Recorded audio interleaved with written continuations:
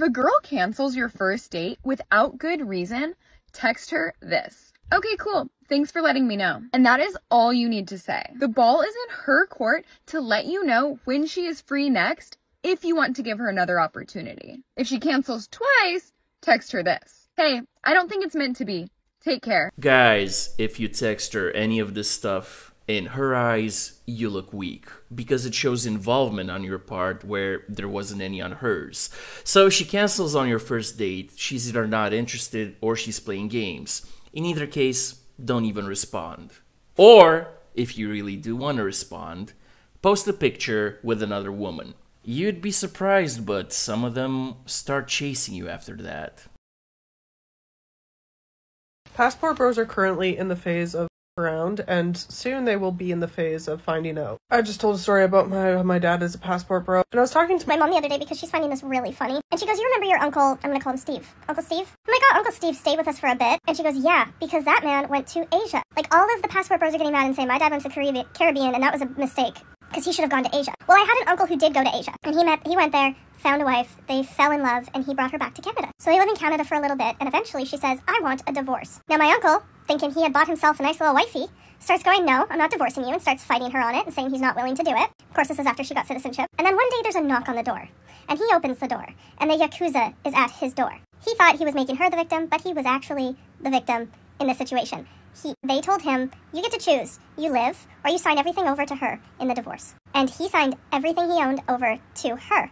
And in today's episode of Things That Never Happened, woman creates elaborate fantasy scenario in her mind to cope with the fact that random men who she's never even met prefer to find wives outside of North America. Which goes to prove that male attention is very important to her, if even the thought of not receiving it makes her post cringe like this. It's sad, isn't it? This guy, Shaft, he has a really big... His name is Shaft. Can I show you? Oh, that's pretty dready. Those are too large. That's the one that made my bleed. Ouchie. Your Blood? I had cramps for the next 24 hours. I almost threw up a couple times, but you know, that's when you know it's good. You're kidding, right? Stop it. Get some help. You know what the really weird part is? People who engage in these kinds of extremes typically get bored and seek out even more extreme acts. So it makes me wonder, what's she gonna use next? A hydraulic piston? A Wolverine wrapped in a sock?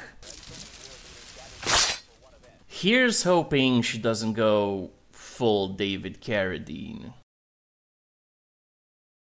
This video is for women everywhere. I think this is an important topic that doesn't get discussed enough. So if you're in a relationship with a man and you don't feel like him, and he says something like this to you, where, okay, yeah, you don't owe me, but that means I don't owe you monogamy, meaning if you don't put out, I will go find someone who will, that is coercion. Bullshit. Guys, she's lying. Legally speaking, that's not coercion. The real problem with TikToks like this is that it reaches a lot of women who don't know it's a lie or actually don't even care. And in most Western legal systems, all she has to do is go to the cops and say coercion, and your life becomes hell. So what you need to understand is this. The whole you don't owe me box, then I don't owe you monogamy might have been an argument back in the 90s. Nowadays, if she's not giving you enthusiastic box, it means she really doesn't want you and she's with you for ulterior reasons, which in the West can become actually legally dangerous for you.